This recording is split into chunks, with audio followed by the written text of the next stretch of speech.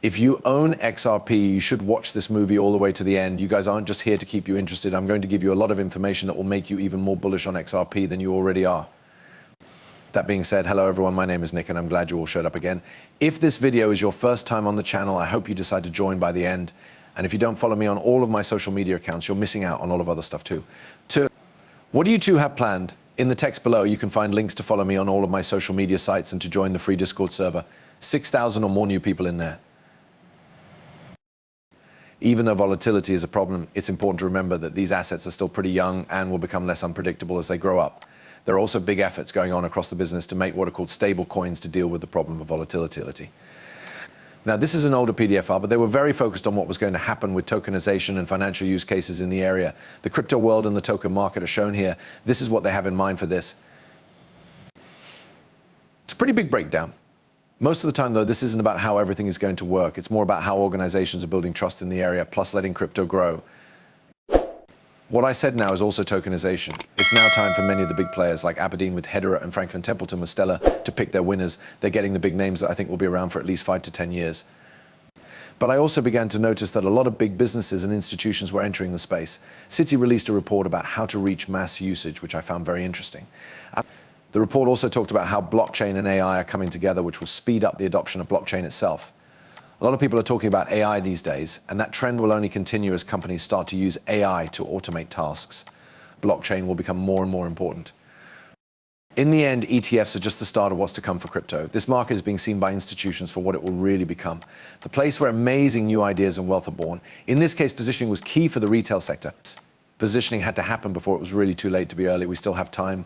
We can still get to the spot early, just pick the right ones. But Monica Long, president of Ripple, told us that 2024 is quickly becoming the year when crypto is accepted by government on a large scale.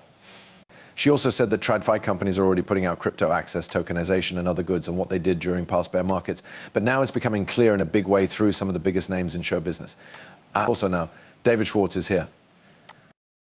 They are about as formal as things can get.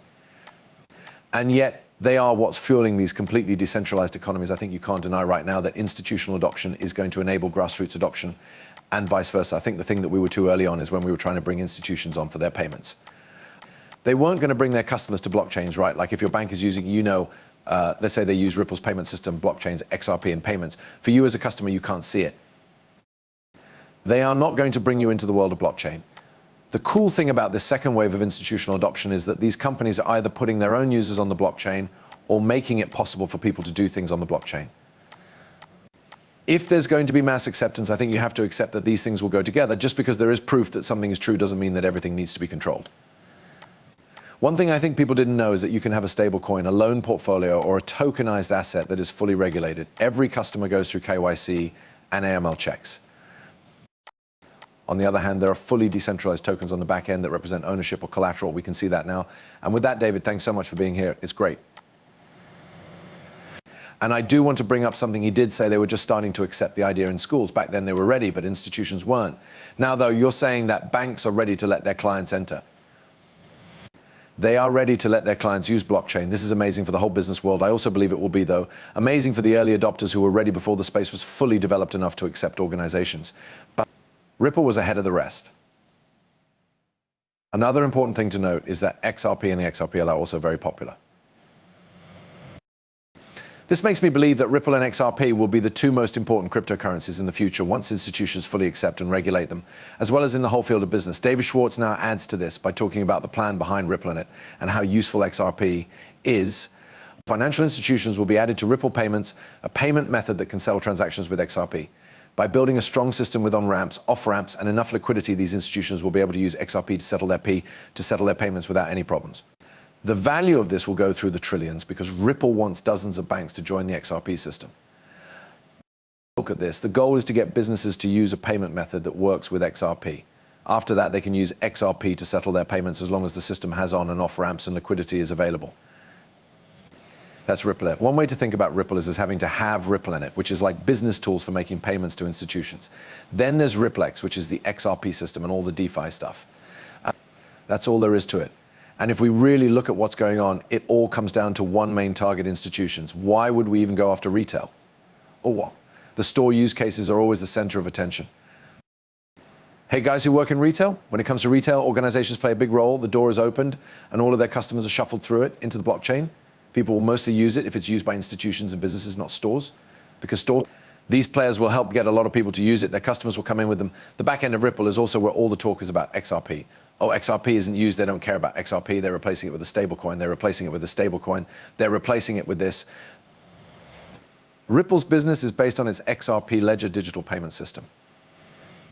To use Ripple services, financial institutions must connect their systems to the XRP database. With this integration, they can easily make and receive payments using XRP, Ripple's own digital currency. A list of XRP, and once we have the go-ahead and the rules, all the guessing stops. The game will start for real. Institutions will really start to use this technology in a big way at that point, and the doors will really open for trillions of dollars and millions of people who don't even know they're in this space. A lot of people will have to accept it.